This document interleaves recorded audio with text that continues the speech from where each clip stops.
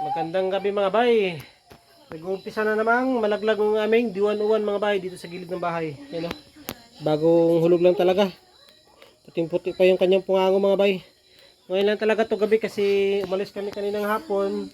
Wala pa to mga bay. Kakauwi lang namin ngayon. Alas 8. Ito, meron ng nahulog na diwan-uwan. Ang laki mga bay. Tapos sobrang bilog pa. Ang daming laman ito. Bubuksan namin to mga bay. Lalagay namin sa freezer para pagkatapos namin maghapunan, kakain kami ng durian. 6 na kwarto to mga bayo. 1, 2, 3, 4, 5, 6. Ang daming laman ito mga bay. Bubuksan na namin. Hanapin lang natin yung mga bay, kanyang daanan para hindi mahirap buksan.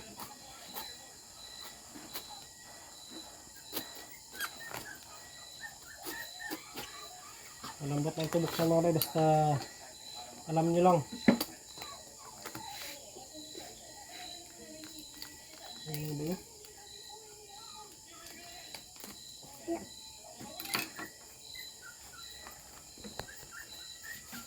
Wow! Sarap yung pagkahinog mga bay. Kasi yan talaga, bago lang. Hindi pa siya ganun kalambot.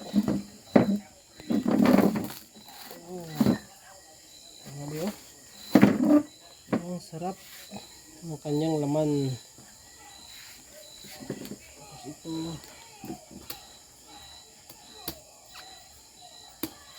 Mama, dislok tiris ako ama be. Kanya oh.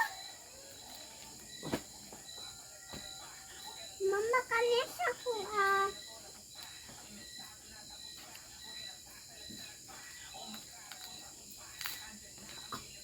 wow, ang sarap mga bay.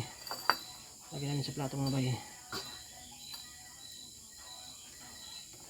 Kasi ginalagay namin to sa freezer para mabilis lumamig, para sakto kakainin namin ito mamaya mga bay. Tapos maghapunan. Yummy! Yummy. Oh. Ang dami naman.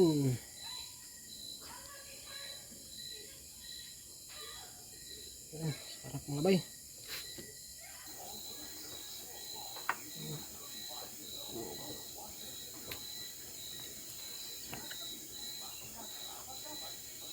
Ito pang last na kwarto.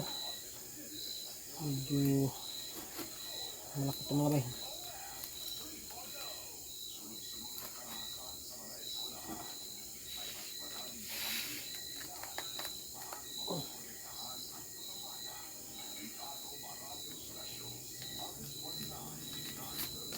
Oh, grabe. Daming buto mga bayo.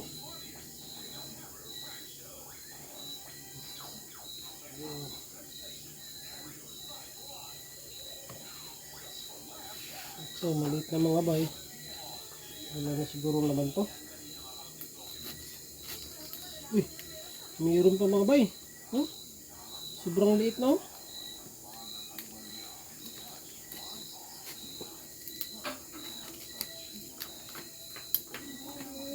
Pitong kwarto mga bay yung ano niya, laman. Ito yung pang pito mga bay.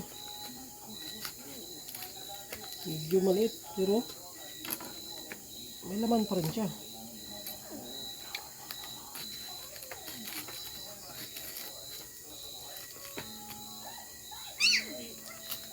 Oh, ito yung masarap mga bay. Oh. Ang daming laman mga bay.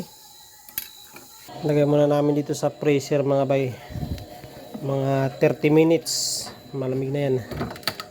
Tapos, number 2 natin.